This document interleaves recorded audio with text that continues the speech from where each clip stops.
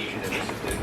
I think you need to give me a bit more on the process between how discipline and having high expectations lead to academic success. Discipline, academic success. The logical leap there needs to be fixed. Similarly, in terms of how you teach discipline and then how that would lead to achieving long-term goals, again, the process needs to be there. So for you, I think it's a matter of not really explaining the process of how things happen. I think other than that, the ideas are all fine, the structure is fine. I think clarity is a bit hampered by performance anxiety, but usually not really a big issue. Traditional values, I think interesting idea. I just didn't really see it develop into a proper idea. They just, traditional values are good.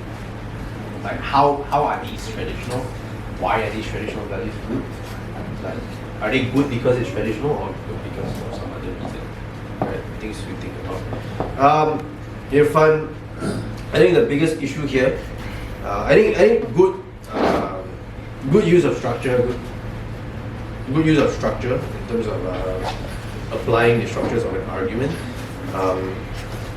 So I think not many logical leaps. I think you were able to kind of analyze it. I think the issue, the real issue I have is the way you have linked tiger parenting to homeschooling. I think number one, it's a bit unrealistic. It's a bit extreme because you can, in fact, be very effective at tiger parenting even without sending kids to homeschool. In fact, a lot of parents of kids in regular schools are tiger parents.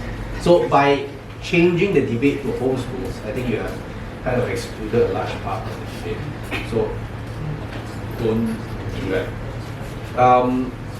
So the big question I have is why is it linked to homeschooling? But other than that, your other argument in terms of kids having no freedom, kids being not robots, and how you affect their growth as individual. I think here again, I think the link needs to be drawn out better, right? Like how does the fact that you have no freedom affect the growth of you as an individual? So the link needs to be drawn a little bit better, right? Okay, DPM. Good clarity, good use of structure. I think the arguments are sound. I think what I want you to work on here is not so much the analysis. I think you didn't really make a lot of logical leaps here. The issue I have is that there were no impacts. Right? What were the impacts of your arguments? Right? So leads to good future. You can ask your parents if you are unsure of anything. Yeah. So what are the impacts of that? And why is asking parents if you're unsure exclusive to tiger parenting? So if the parents are not tiger parents, then what, you cannot ask them any questions? You see? So it's a bit wonky, right? Knowing weaknesses as well. Yeah. Again, what is the exclusivity here? Why is it exclusive to yourself? Right? So other than that, all okay. DLO, I think the biggest things here are, we talk about anxiety and depression, we talk about it separately. I think if you look at both arguments, you find that they are both essentially the same argument with different label, right? So anxiety is something mental that affects them.